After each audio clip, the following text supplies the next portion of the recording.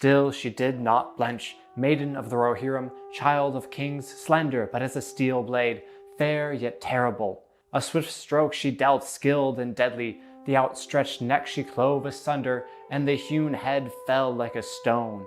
Backward she sprang as the huge shape crashed to ruin, vast wings outspread and crumbled on the earth, and with its fall the shadow passed away. A light fell about her, and her hair shone in the sunrise. You might think Tolkien a long-winded writer, and while the professor had certainly perfected the art of the detailed description, his ability to say a lot in only a few words should not be overlooked. Fair, yet terrible. Terrible seems like an odd choice of word, no? Well, it would be if we assumed Tolkien was using the modern definition of terrible, that is, really bad, rather than the original definition of causing fear or dread. The use of that word, with that meaning, applied to Eowyn could hardly be more impactful or meaningful, considering the other member of this scene. However, I'm getting ahead of myself. The character arc of Eowyn exemplifies many central themes of The Lord of the Rings, daring to fight against a seemingly insurmountable evil, the battle between hope and despair, unyielding dedication to a noble cause, and of course, self-sacrificial love. Her story is unique, however, set apart by one simple fact.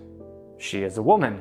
In fact, unless you count Lobelia Saxville Baggins turning over a new leaf and giving Bag End back to Frodo after the scouring of the Shire, she is the only woman in The Lord of the Rings who receives any significant amount of character development. That's no real surprise, since there are only a few other women in the story, two of whom are elves who have lived many lifetimes of men already, and another who is essentially a spirit of nature itself. They're a lot less likely to have the same sort of arc as befits a woman in her 20s. What exactly is that character arc? Well, like most characters in The Lord of the Rings, Eowyn already possesses a great store of virtue from the moment she is introduced. Tolkien's very first line describing Eowyn says simply, "Behind his chair stood a woman clad in white." The man to which Tolkien refers here is of course Theoden, Eowyn's uncle, father figure, and practically the only parent she has ever known. Eowyn's father, Eomund, was killed by orcs when she was 7, and her mother died of grief soon thereafter.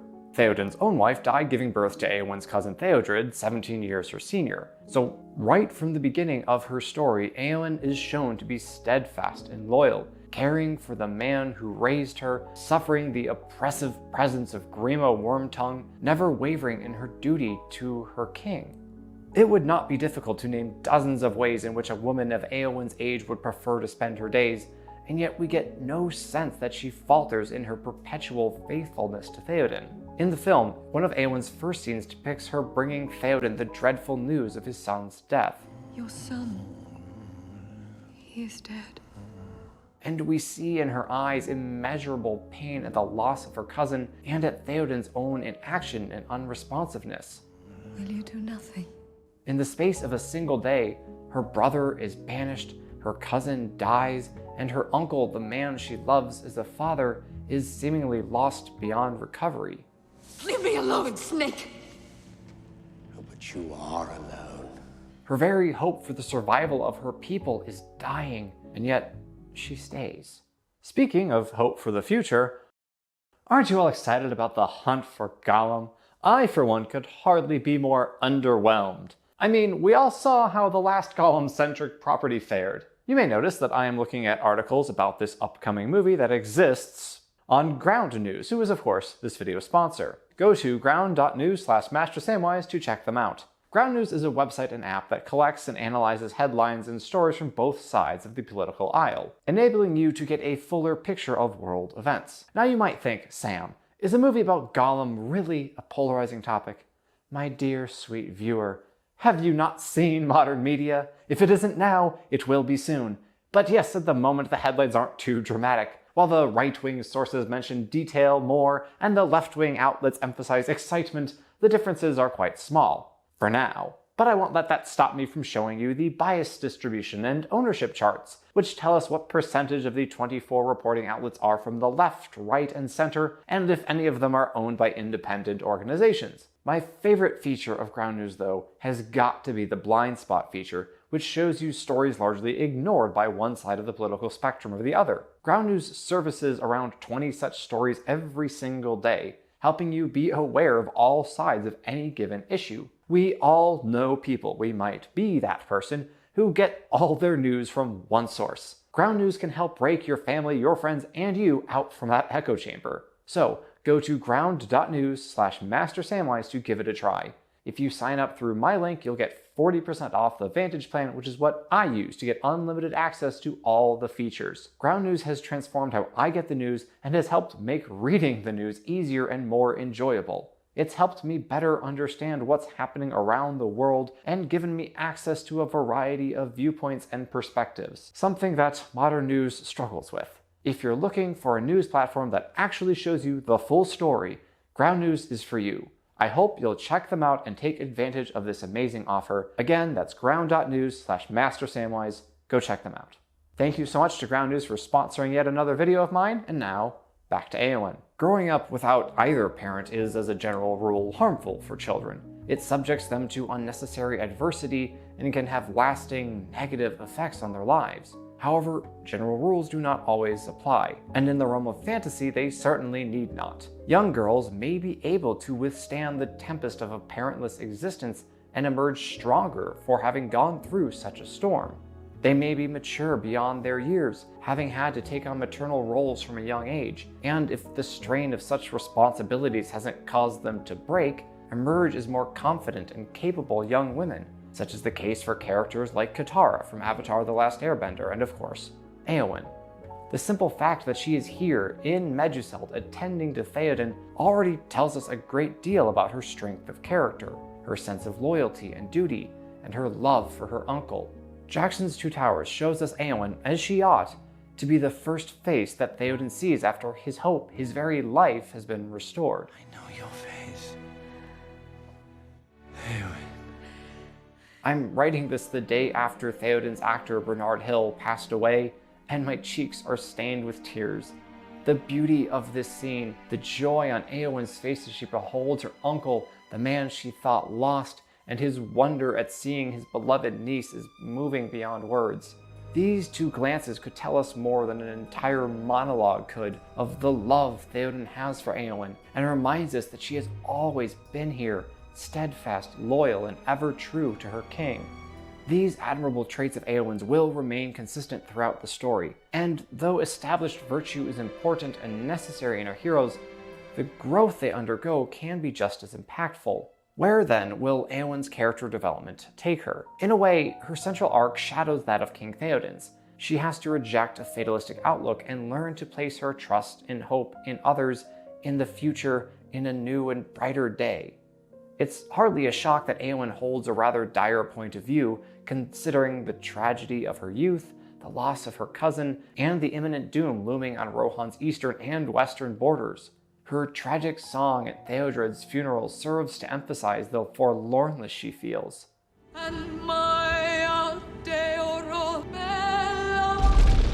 The last two lines of her song translate to, "That noble cousin who always held me dear, now is held in darkness enclosed." And if that wasn't enough, she falls for a man with no hope of her affection ever being returned in kind. The Lord of the Rings isn't exactly a romance, but it is very much a love story. Aragorn is driven to no small extent to regain Isildur's throne because he can only wed Arwen under the condition that he is crowned king of both Arnor and Gondor. Samwise, the chief hero of the story, speaks the final words of the saga as he returns home to his wife and daughter. I'm back. The actual process of these characters falling in love is largely absent from the story, but it could hardly be clearer that what they do for the sake of love. As she stood before Aragorn, she paused suddenly and looked upon him, and her eyes were shining. And he looked down upon her fair face and smiled. But as he took the cup, his hand met hers, and he knew that she trembled at the touch. "Hail, Aragorn, son of Arathorn," she said. "Hail, Lady of Rohan," he answered. But his face now was troubled, and he did not smile. Oof. The man knows her name. Theoden called her Eowyn right in front of Aragorn in the previous scene. He's keeping her at arm's length in an attempt to spare her from the pain of unrequited love, which doesn't work out as planned. The heart wants what it wants. The main change that Jackson made to Eowyn's character isn't so much an alteration as it is an addition. He gave her a bit more screen time with Aragorn. Doubtless this was done to flesh out their relationship and make it look less like she was just falling madly in love with someone whom she met at first glance. And suffice it to say that I understand Jackson's change here. It also blends well with his version of Aragorn, who is decidedly less kingly at this point in the films. Eowyn does not see him as a king of old, but rather as the dirty, rough-around-the-edges ranger that he appears to be. I've heard of the magic of elves, but did not look for it in a ranger from the north. But putting aside Aragorn for the moment, Eowyn's heart desires what it has always had. That is, a place at Theoden's side. When the Rohirrim prepare to leave Edoras and meet Sauron's army in battle, Theoden requests a volunteer to stay behind and rule the people in his stead. No man spoke. Tolkien knew the power of succinct language. Again, 3 short words tells us so much. All the men who heard Theoden were willing to fight and die at his side, regardless of the king's struggles, most notably the pit of despair from which he had only recently arisen. They were, to a man, unwilling to stay behind when they could go into battle with him. Your men, my lord, will follow you to whatever end. Meaning, of course, that Eowyn gets left behind. Certainly no man among the king's host had been more loyal than her, had earned the right to ride with him better than her, and yet she has no say in the matter. And to make matters worse, she also now has to watch Aragorn depart along with Theoden. The 2 men whom she loves leave her behind. "Speak not so," she answered. "A year shall endure for every day that passes until you return." But as she spoke, her eyes went to Aragorn, who stood nearby. In the films, Eowyn isn't left behind, but travels to Helm's Deep with the rest of the people. So we don't get the following quote from the book, which I think takes away a bit from Eowyn's overall arc of struggling to find peace in the midst of war, and accepting that she cannot fight every battle, but needs to trust in others, even if that means she may not receive the glorious end she so desires. The arc is still there, to be sure, it just gets shifted more to later on. Alone, Eowyn stood before the doors of the house at the stair's head. The sword was set upright before her, and her hands were laid upon the hilt. She was clad now in mail, and shone like silver in the sun. I absolutely love this image of Eowyn. Yes, she is disappointed at being left in Edoras, and her heart yearns to ride and to fight by Theoden's side, but she will do her duty nonetheless, whatever that duty may be. Eowyn may not be riding to battle, but she is ready for war nonetheless. She won't mope or sulk in her frustration, but rather will arm herself and let the people of Rohan see her in battle dress, prepared to lead and defend them, no matter what may come. And while Eowyn's adherence to her duty is certainly admirable, this trait of hers is not absolute. We see this when she reunites with Aragorn at Dunharrow and pleads with him to let her join his company as he rides the paths of the dead. Then suddenly she laid her hand on his arm. "You are a stern lord and resolute," she said, "and thus do men win renown." She paused. "Lord," she said, "if you must go, then let me ride in your following, for I am weary of skulking in the hills and wish to face peril and battle." Eowyn desires, above all, to be allowed to fight, to not be forced to wait helplessly, to seize whatever control she can, even if only over her own death. While her uncle's despair was driven by the monumental responsibility on his shoulders, Eowyn despairs because she feels powerless, unable even to take up arms and die on her own terms. Can you blame her? She watched her mother die of grief after her father was slaughtered by orcs. That could not have been a quick end. Theoden would have wasted away, slowly losing her very will to live until she succumbed to death. What 7-year-old could witness such a death and not fear sharing the same fate? What do you fear, my lady?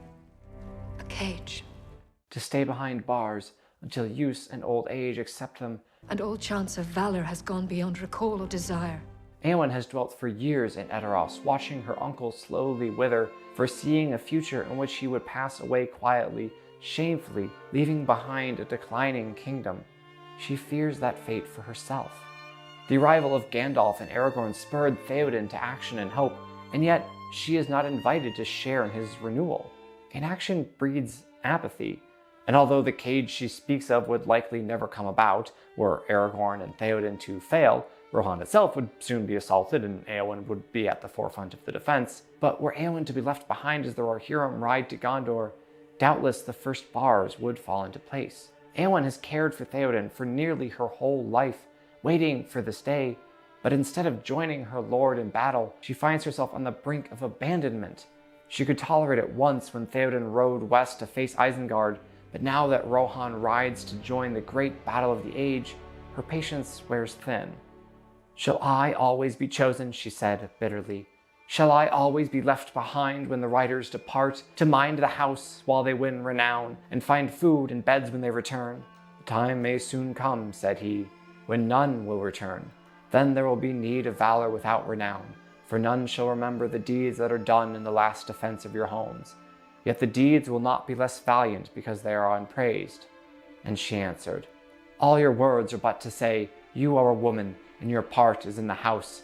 But when the men have died in battle and honor, you have leave to be burned in the house, for the men will need it no more. But I am of the house of Errol, and not a serving woman. I can ride and wield blade, and I do not fear either death or pain." I've talked about a couple of other stories that cover this theme. That is, the conflict between the protector and the protected. See my videos on Kratos and Mr. Incredible. And soon, Kratos Part 2. The protector archetype, a man of surpassing strength and skill, desires at all costs to keep safe a loved one or loved ones, but is tempted to do so at the cost of their agency or by hiding the truth from them. The desire to guard and defend women and children is a praiseworthy masculine trait, but if not properly prudent, it can trample on the feminine desire for connection. Eowyn does not merely desire to ride with Aragorn due to her desire for glory, but also because of her yearning simply to stay by his side. You cannot abandon the men. Right. The men. It's worth noting, Eowyn eagerly wishes to ride with Aragorn, even along a path she believes to be certain death. She cannot bear the thought of learning of the deaths of Theoden, Éomer, and Aragorn by the discovery that the hosts of Mordor are descending upon her people. As long as they live, she would not be parted from them, leaving her uncertain as to their fate and thus her own. You may remember that Jackson transports most of this conversation, especially the lines about Éowyn's duty and her desire to not be parted from Aragorn, to Helm's Deep. They fight beside you because they would not be parted from you. Because they love you. This was done to give more attention to the unrequited love between Éowyn and Aragorn, a story that will reach its end just before he rides down the paths of the dead. It is but a shadow and a thought that you love. I cannot give you what you seek. It does take away a bit from Éowyn's desperation to cleave to those whom she loves, since her forceful proclamation to Aragorn comes in the movie on the eve of battle, and not as he ventures down what she believes to be a hopeless path. But nonetheless, the passionate desire of Jackson's Éowyn to remain united to Theoden and Aragorn, and to be an active participant in the war that will determine her fate, is still very much present. Let me stand at your side. There's something incredibly beautiful in that, and yet there is also the opportunity for growth. Éowyn is not wrong in her desire to ride with the rest of the Rohirrim to Gondor. Doing so is an objectively good and valiant deed. Despite the defense of her people being entrusted to her, she is entirely right that if Gondor falls, Rohan's demise will soon follow, no matter how ferocious a defense she musters. Why not ride into battle, where at the very least she would get to take part in the struggle against Sauron, and might by some stroke of providence be more than just one more sword? Éowyn's courage, her willingness to meet her assumed end without faltering, is inspiring and praiseworthy, but the reason for her courage is less so. I am not talking about her desire to do great deeds.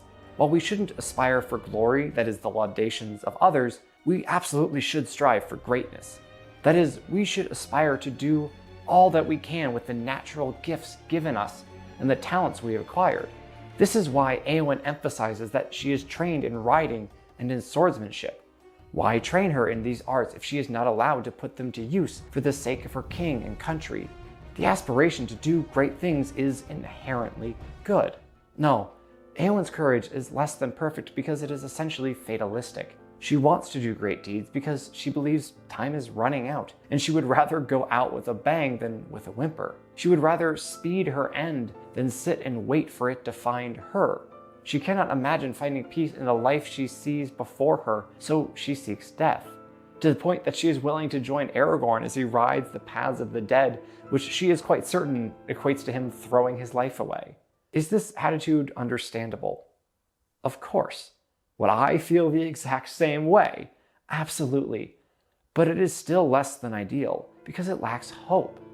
Eowyn is all but certain that the end of all things is at hand, hence her extreme willingness to go out in a blaze of glory. However, we must note that Eowyn is not simply rushing headlong at the hosts of Mordor all on her lonesome. She does not intend to let an orc run her through for no good reason. No, she intends to ride into battle alongside her brother and her uncle, her only remaining family. I don't often draw contrasting comparisons between masculinity and femininity because I believe that in order to exemplify the essence of what it means to be a good man or woman, you need simply to be virtuous and not worry about whether or not you're being masculine or feminine. Do what is right and you will be as masculine or feminine as you should be. However, that doesn't mean that I don't recognize the differences in how men and women tend to act and in how they express the virtues, even the same virtues, quite differently. Take, for example, the case of Eomer and Eowyn. In their care for and service of King Theoden, they both love him exceedingly well, but in vastly different ways. Eomer spent his time in Rohan patrolling, guarding against orc raids and the like, defending his uncle's lands, while Eowyn attended to Theoden, caring for his health and well-being as he aged. Men are typically more ordered to the defense and order of society, while women are usually more ordered to the fostering and safety of individuals under their care. That's not an exclusionary statement, mind you. Men and women are often at their best when they are able to care for both the individual and the fate of the world as a whole. And some of the greatest examples of masculinity, to wit, Sam Gamgee, place the well-being of a certain person at the forefront of their mission. I simply mentioned this difference in tendency in order to highlight how beautifully powerful the feminine desire to care is, why it matters, and how Eowyn exemplifies that virtue. What's particularly notable about the situation in which Eowyn finds herself is that neither her nor Aragorn or Theoden is wrong in their desires. I mentioned the protective masculine archetype a few minutes ago, and that is one that should be praised. Men wanting to keep women, children, or hobbits safe from harm is a beautiful, noble, and frequently self-sacrificial thing. Often, such sacrifice demonstrates the greatest of loves. Theoden's words to Eowyn at Dunharrow are some of the most beautiful in the entire film trilogy. I would have you smile again. This scene, which doesn't really happen in the book, is one of Jackson's best additions. It perfectly captures the relationship between uncle and niece, and Eowyn's apparent resignation to her inactive fate stirs the heart. And while we sympathize with her plight, at the same time we have to appreciate the purity of Theoden's love. I would see you smile again.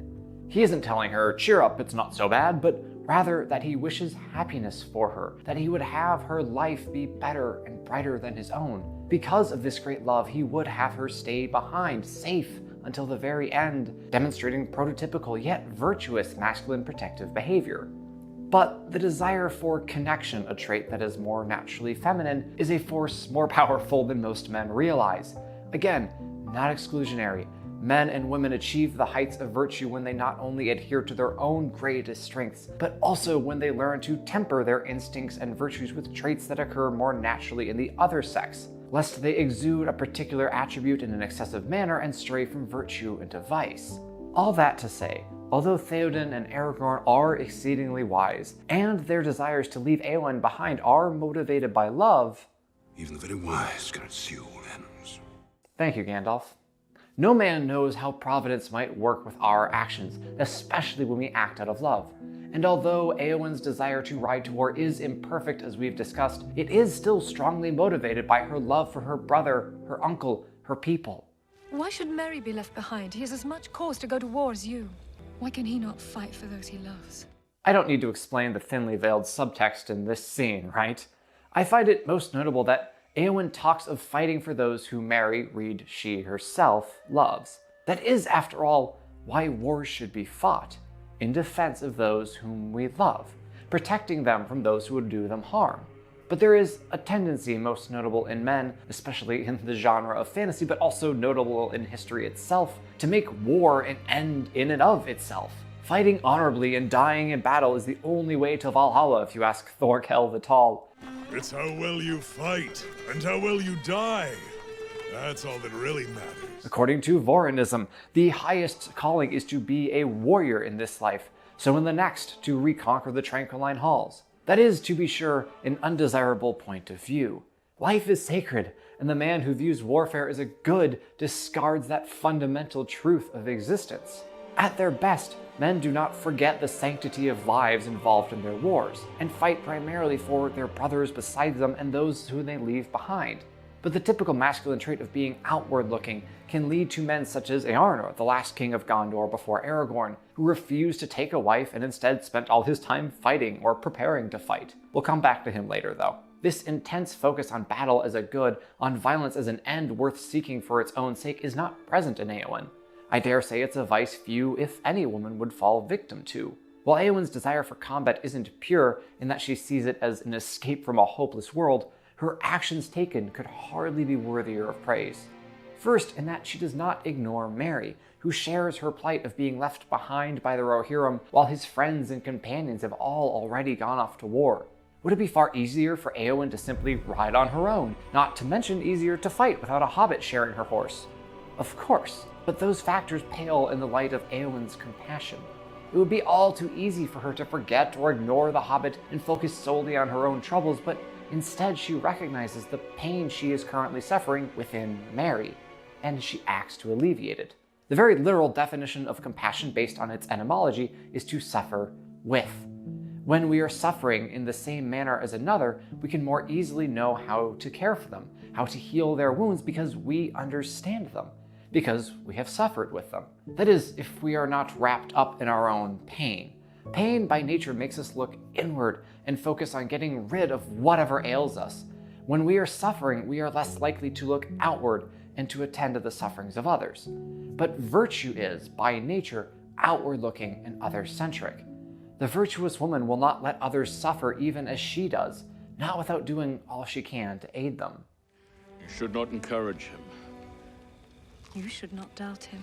Noble as Eowyn may be in that regard, she still retains her fatalistic outlook. Peter Jackson emphasized this through one scene in the extended cut of Return of the King when the Rohirrim have stopped for a brief rest.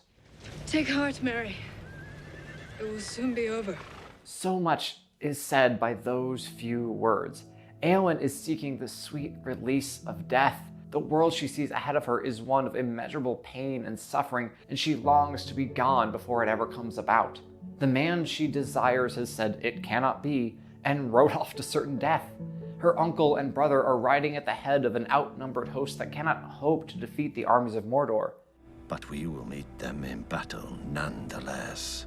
There is nothing for Eowyn to hope for, save for the chance to do valiant deeds before the end, and to meet that end bravely, upright and fighting till the last breath. And yet, Merry doesn't see it that way. You are fair and brave, and have much to live for. Hobbits really are amazing creatures. You can learn all there is to know about them in a week, and yet, after many years, they still surprise you.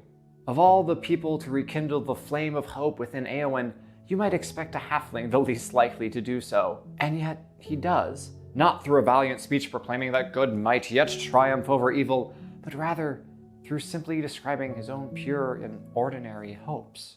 I just want to help my friends. More than anything, I wish I could see them again. Merry gets to the heart of what it means to be a true warrior. The deeds done on the battlefield should not be for one's own glory, but rather for the sake of those whom one loves. And in the end, few characters in all of fiction portray this ideal better than Eowyn. On the fields of Pelennor, when the Lord of the Nazgul has scattered Theoden's knights and trapped the king himself beneath the fallen snowmane, who remains to guard their king? Not Eomer. He is, as he has always been, fighting Theoden's battles, leading his men against the enemy. Instead, as she has always been, we find Eowyn at her uncle's side. Remember that when we were first introduced to Theoden, we were told that Eowyn was there with him. She never left. His story will end as we saw it begin, with his beloved niece watching over him. Eowyn. That brings us back to the scene where this video began, with Eowyn standing as the only defense between the king, the man she loves as a father, and the foulest creature in Middle-earth. And yet, she stands strong and defies the Witch King. "Begone, foul Dwymilake, lord of Carrion. Leave the dead in peace," a cold voice answered. "Come not between the Nazgul and his prey. or he will not slay thee in thy turn. He will bear thee away to the houses of lamentation, beyond all darkness, where thy flesh shall be devoured, and thy shriveled mind be left naked to the lidless eye. Yeah, no wonder everyone else flees at the approach of the Black Captain. The Witch King threatens Eowyn not just with any old death, or even any old pain or torture, but with A cage. one orders of magnitude worse than the one she feared, and yet she stays. I cannot emphasize enough how impressive of a feat that is. The Nazgul are essentially the entire reason that Gondor at the time of Rohan's arrival was losing the battle. The Witch King's departure from the Gate of Minas Tirith allowed Prince Imrahil to lead Gondor's army, previously completely cowed by the Nazgul's presence, out onto the field of Pelennor, to crush Mordor between his hammer and Theoden's anvil. Entire legions couldn't face the Witch King, and yet here is Eowyn, alone. If that doesn't exemplify the superior power of love over that of fear, I don't know what does. And her challenge to the Witch King is just so perfect. She knows she is outmatched. She cannot even begin to grasp the power held by the abomination in front of her, and yet she stands her ground nonetheless. Eowyn is unsure of her own untested ability. She is not an Amazon of immeasurable strength and power who was born to conquer in battle. No, she's better than that. The man behind her is one whom she loves, and there can be hardly any force more powerful in this world than the will of a woman standing between the one whom she loves and another who would do him harm. The outcome matters not to her. What matters is that she is here, holding fast where so many had fled, willing to suffer her worst fears for the sake of the man who had been a father to her. A sword rang as it was drawn. Do what you will, but I will hinder it if I may. Hinder me, thou fool. No living man may hinder me. Okay, lore dump time. The Witch King isn't just being arrogant, nor is he stating his total invincibility. He is instead referring to a prophecy spoken by Glorfindel, one of the greatest of the Noldor elves, regarding the doom of the Lord of the Nazgul. In brief, Earnor, then the Prince of Gondor, was sent by his father to challenge Angmar's conquest of the Kingdom of Arnor. Earnor was quite successful in defeating the Witch King's armies, but in the final battle at Fornost, he rode to meet his foe head-on, but his horse was too scared and ran away from the Witch King. This was rather embarrassing for Earnor, so after Glorfindel and his host showed up and sent the Witch King fleeing for the hills, Earnor attempted to pursue. Earnor now rode back, but Glorfindel, looking into the gathering dark, said, "Do not pursue him. He will not return to this land. Far off yet is his doom, and not by the hand of man will he fall." These words many remembered, but Earnor was angry, desiring only to be avenged for his disgrace. Now, you might be wondering, how exactly did the Witch King learn of this prophecy? Sure, many remembered the words, but those would be elves and men, not orcs and Nazgul. Well, Earnor was eventually crowned King of Minas Tirith, and the mysterious King of Minas Morgul challenged him to single combat, an offer he was restrained from accepting at first, but could not be held back a second time. Earnor had held the crown only 7 years when the Lord of Morgul repeated his challenge, taunting the king that to the faint heart of his youth he had now added the weakness of age. Then Mardil could no longer restrain him, and he rode with a small escort of knights to the gates of Minas Morgul. None of that riding were ever heard of again. It was believed in Gondor that the faithless enemy had trapped the king, that he had died in torment in Minas Morgul. But since there were no witnesses of his death, Mardil the Good Steward ruled Gondor in his name for many years. No doubt the captured Earnor revealed to the Witch King the prophecy that Glorfindel spoke, and so we now understand the impenetrable confidence of the Black Captain upon the fields of Pelennor. What could he possibly have to fear in this army of men? Of all things, Shakespeare. Sorry, the lore dump isn't really over. I guess it's not technically lore, more background of Tolkien's motivation, at least according to one Tolkien scholar. See, in Shakespeare's play Macbeth, it is prophesied that the titular character will not die by any man born of woman. He is then killed by Macduff, who was delivered via C-section. So apparently that doesn't count as being born, at least according to the witches in Macbeth. Tolkien puts a twist on this plot point from the play, but instead of a birthing method technicality, the Witch King meets his doom due to a technicality of gender. Though that's not really an accurate statement, it's not as if the Witch King was invulnerable in the presence of a Y chromosome. Glorfindel stated, "Not by the hand of man will he fall." Will, not can. It was a prophecy, a foreshadowing of what was to come, not a statement regarding the Nazgul Lord's unkillable nature. In declaring, I am no man. Eowyn is simply fulfilling that prophecy rather than exploiting a loophole. Then Mary heard of all sounds in that hour the strangest. It seemed that Durnhelm laughed, and the clear voice was like the ring of steel. But no living man am I. You look upon a woman. Eowyn I am, Eowyn's daughter. You stand between me and my lord and kin. Be gone if you be not deathless. For living or dark undead, I will smite you if you touch him. I'm not here to criticize the movie, and I love Eowyn's defiant statement there, but there's something so special about that passage. For one thing, Eowyn laughs in the face of an unimaginable evil, one that has just threatened torments beyond her wildest nightmares. With her king and uncle lying broken behind her, she laughs. There is something so pure and beautiful about genuine laughter. It is a release of tension, a proclamation that one is fully at ease, careless, and free. In one regard, Eowyn has absolutely no right to feel this way, and yet, how could she feel any differently? Since her introduction in the story, indeed since the early days of her childhood, Eowyn has been inactive, watching others wither and waste in their own passivity, and trembles at the thought that she should share that fate. But that worry is no more. Eowyn has rejected the idleness that would have been her duty in Rohan, has ridden to war with her king and kin, and now has revealed herself to her enemy, proclaiming that she is no mere Rohirrim, but the niece of the man whom she protects, and that she is free to stand and fight as she had so long wished, whatever the consequences may be. But she is not alone in doing so. Indeed, for all her valor in standing before the Witch King, Eowyn's bravery would all have been for naught if not for the actions of Meriadoc Brandybuck. And thus, if not for the actions of Eowyn herself, whose compassion compelled her to bring the Hobbit along with her on the ride to Gondor. Even the very wise cannot see all ends. Thank you, old friend. Eowyn it was, and Durnhelm also, for into Merry's mind flashed the memory of the face that he saw at the riding from Dunharrow, the face of one that goes seeking death, having no hope. Pity filled his heart, and great wonder, and suddenly the slow kindled courage of his race awoke. He clenched his hand. She should not die, so fair, so desperate. At least, she should not die alone, unaided. And as Merry begins to move to aid Eowyn, we return to the passage with which this video began. Still she did not blench, maiden of the Rohirrim, child of kings, slender but as a steel blade, fair yet terrible. I cannot emphasize enough the power of those last three words.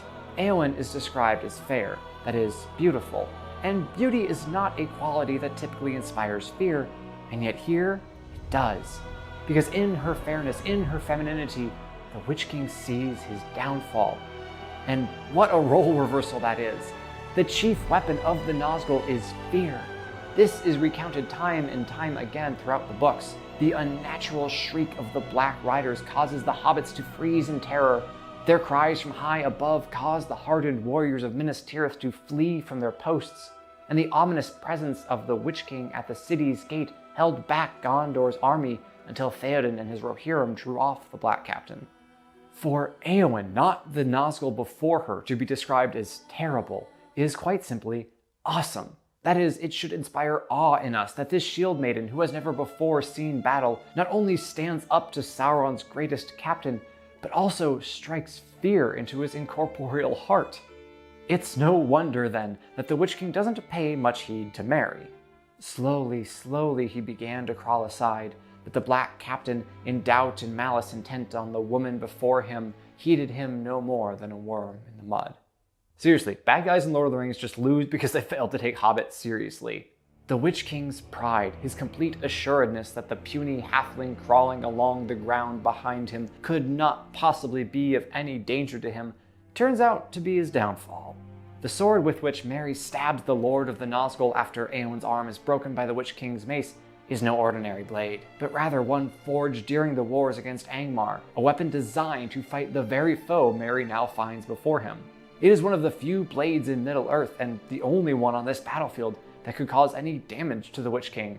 Glad would he have been to know its fate who wrought it slowly long ago in the North Kingdom when the Dúnedain were young, and chief among their foes was the dread realm of Angmar and its sorcerer king. No other blade, not though mightier hands had wielded it, would have dealt that foe a wound so bitter, cleaving the undead flesh, breaking the spell that knit his unseen sinews to his will.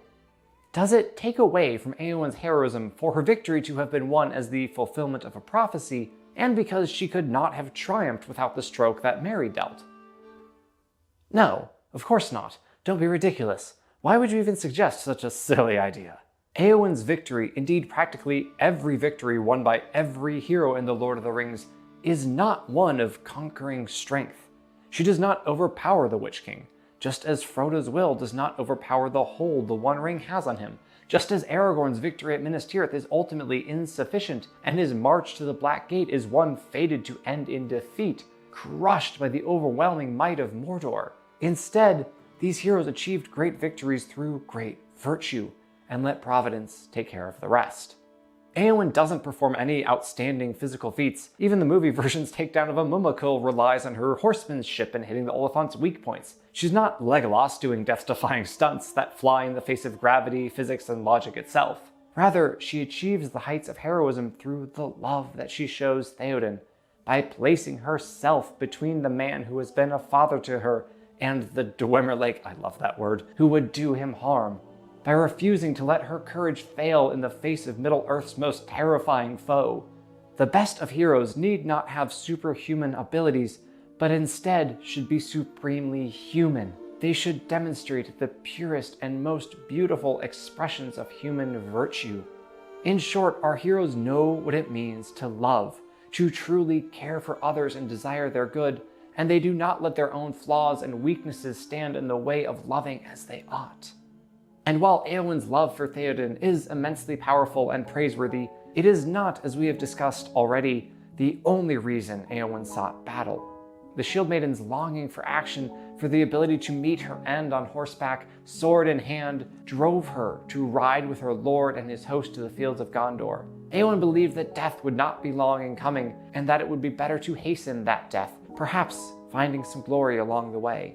Now she has found that glory, and against all odds, has escaped the immediate death she thought to be inevitable. So, in the Houses of Healing, we rejoin Eowyn, healed by Aragorn of the wound she received upon killing the Witch King. Eowyn awakes to find Éomer and Gandalf there, and she speaks with them of Theoden's death and asks after Merry, whom she herself bore into battle. "He lies nearby in this house, and I will go to him," said Gandalf. "Éomer will stay here for a while, but do not speak yet of war or woe, until you are made whole again. Great gladness it is to see you wake again to health and hope, so valiant a lady." "To health," said Eowyn. "It may be so, at least while there is an empty saddle of some fallen rider that I can fill, and there are deeds to do. But to hope, I do not know." What hope does Eowyn speak of here? She had, after all, hoped to join the battle, and she did. She had hoped to be able to do great deeds before the end, and she did. What hope then does Eowyn reject? Hope is, at its core, a longing for the lack of tribulations and sorrows, a yearning for our cares to be put to rest, a desire for peace. And more than a desire, a belief that such peace can be ours.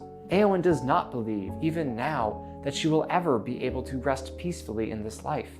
She knows as well as anyone that this battle in front of the walls of Minas Tirith was hardly the end, great victory though it may have been. There is yet a war to be won, and as ever, Eowyn would be a part of it.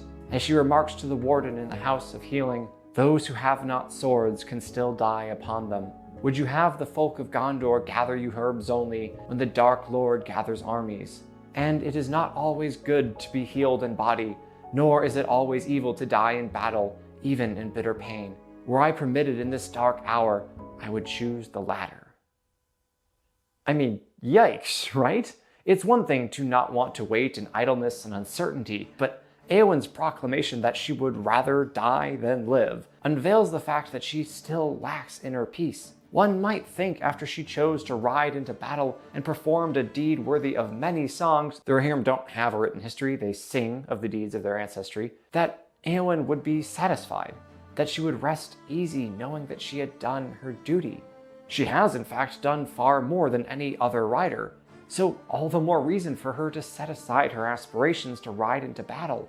But it was not battle that she truly sought. "Do not misunderstand him, Lord," said Eowyn to Faramir. It is not lack of care that grieves me. No houses could be fairer for those who desire to be healed, but I cannot lie in sloth, idle, caged. I looked for death in battle, but I have not died, and battle still goes on. Again, yikes. Eowyn's fatalism had always been there, albeit veiled, and now she tears that veil in two and plainly states her intention. Eowyn believes that only in death can she find peace. No small wonder. As we've discussed over the last 40 minutes or so, Eowyn's life has been one of turmoil, loss, and peaceless idleness while dark forces have massed on the horizon. Can there be hope for peace in this life? The final point in Eowyn's arc hinges on her answer to this question changing from no to yes. And the man who inspires this change is none other than her fellow patient in the Houses of Healing, Faramir. "What would you have me do, lady?" said Faramir. "I also am a prisoner of the healers." He looked at her, and being a man whom pity stirred deeply, it seemed to him that her loveliness amid her grief would pierce his heart. And she looked at him and saw the grave tenderness in his eyes, and yet knew, for she was bred among men of war, that here was one whom no rider of the mark would outmatch in battle. Here, Tolkien presents us with the two crucial points in Eowyn's journey to inner peace. Point number one, Faramir shares her plight. Unlike in Dunharrow when Éomer, Theoden, and Aragorn were all riding off to war without her, now she finds herself face to face with a man as inactive and helpless as herself. Remember the importance of compassion. Point number two, this is no ordinary man. By sizing up Faramir and realizing that he would whip any given Rohirrim, Eowyn realizes that his acceptance of his fate is not due to any lack of courage. She immediately understands that if he were physically able, Faramir would be riding to the Morgul Vale at his king's side. So if Faramir is A, not a coward, and B, at peace with his forced inactivity, then there must be something about him, some measure of maturity that Eowyn herself does not possess. "I would have you command this warden, and bid him let me go," she said. But though her words were still proud, her heart faltered, and for the first time she doubted herself. She guessed that this tall man, both stern and gentle, might think her merely wayward, like a child that has not the firmness of mind to go on with the dull task to the end. In other words, Eowyn does not like the idea that Faramir, a man of whom she immediately formed a very high opinion, might think her desire to rush headlong into battle and death rather immature, because, well, it is. She is beginning to realize that now. If this warrior of surpassing skill and ability can be at peace while the battle rages elsewhere, should she not be able to find that same quietness of soul? It takes an incredible level of virtue to dwell patiently in powerlessness, and Faramir is nothing if not a paragon of virtue. In order to keep this video from devolving into a Faramir essay, I'll simply say this. Paragons in stories are most often useful because they provide an example to the other characters, guiding their inner journeys as they struggle through their inner turmoil. See Uncle Iroh and Zuko. And the wisdom of Faramir proves to be crucial in helping Eowyn rid herself of her restlessness and learning the value in trusting in others. "It is too late, lady, to follow the captains, even if you had the strength," said Faramir. "But death and battle may come to us all yet, willing or unwilling. You will be better prepared to face it in your own manner if while there is still time you do as the healer commanded. You and I, we must endure with patience the hours of waiting." She did not answer, but as he looked at her, it seemed to him that something in her softened, as though a bitter frost were yielding at the first faint presage of spring. A tear sprang in her eye and fell down her cheek like a glistening raindrop. Dying is easy, young shield maiden. Living is harder, especially when that life is spent waiting, hoping, perhaps even trusting in others, gazing ever eastward, hoping against hope that she might see some sign of the doom to come. Eowyn finds she is not alone. "I stand upon some dreadful brink, and it is utterly dark in the abyss before my feet. But whether there is any light behind me I cannot tell, for I cannot turn yet. I wait for some stroke of doom." "Yes, we wait for the stroke of doom," said Faramir, and they said no more. The turn of phrase from "I wait" to "we wait" is just too perfect. Eowyn had been alone for so long, alone in her attending to the aging Theoden, alone in Dunharrow as she awaited the return of the Rohirrim from Helm's Deep, having no idea if any would survive at all. Alone even in her ride to Gondor, not even Merry knew it was her in the book.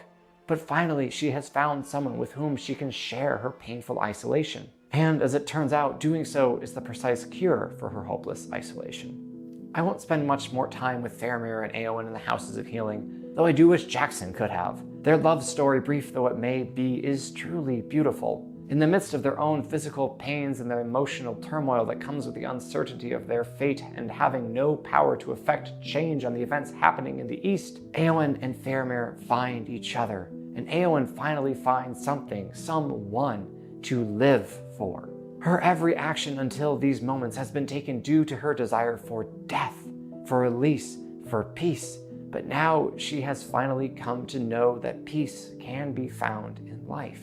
Then the heart of Eowyn changed, or at last she understood it, and suddenly her winter passed, and the sun shone on her. I stand in Minas Anor, the tower of the sun, she said, and behold, the shadow has departed. I will be a shield maiden no longer, nor vie with the great riders, nor take joy only in the songs of slaying. I will be a healer, and love all things that grow and are not barren. If you know anything about Tolkien, you know that he loved the natural world more than just about anything. Sam Gamgee, whom Tolkien named the chief hero of the story, was a gardener after all. Aragorn, the most powerful man in the Western world, is a healer, and that is how he becomes known as the king in Gondor, through his healing.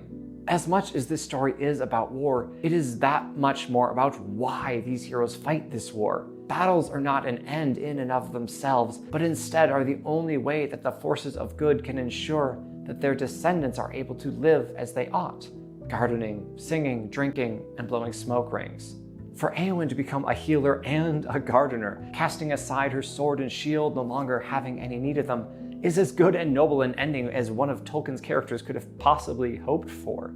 A couple final notes on the denouement of Eowyn's character arc. First, we need some resolution on her conflict with Aragorn. When last they spoke, at least so far as Tolkien tells us, Aragorn refused Eowyn a place at his side, despite her desperate desire to ride with him, even along the paths of the dead. He denied her in one moment two things that she desired most: relationship with him and the ability to ride to battle and death.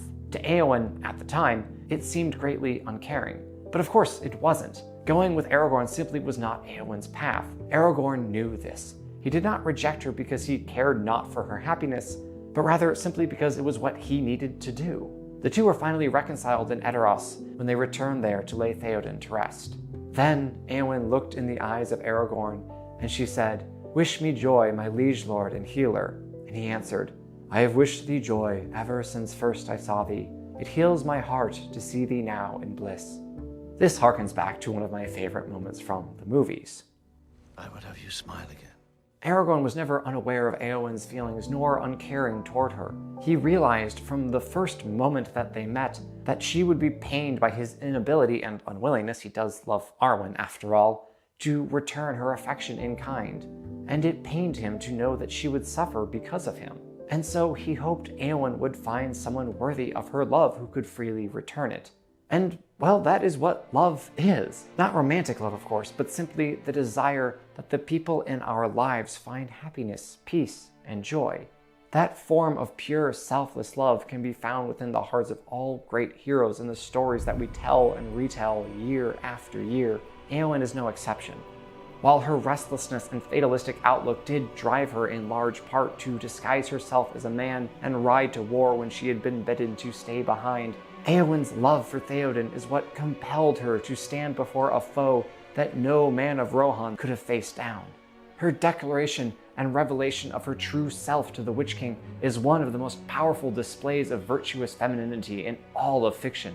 I hardly think it's possible to write words more beautifully feminine than "You stand between me and my lord and kin.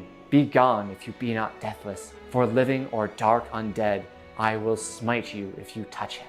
And while Eowyn's desperation and heedlessness with her own life serves her well in that moment, her final change of heart, her acceptance that there is some hope of peace in this life, is the final element that makes this character journey so wonderful. As inspiring as it may be to see our heroes overcome insurmountable odds and triumph over unkillable foes, it is equally as delightful to know that they have been able to rest from their battles and live a life free from violence and bloodshed, a life instead devoted to helping, caring, and healing. Eowyn, over the course of the story, comes to realize that the answer to the question, why do we fight, is not so that I might die gloriously in battle and be spared the pains of surviving, but rather so that I and my loved ones have a chance, a hope to live in peace.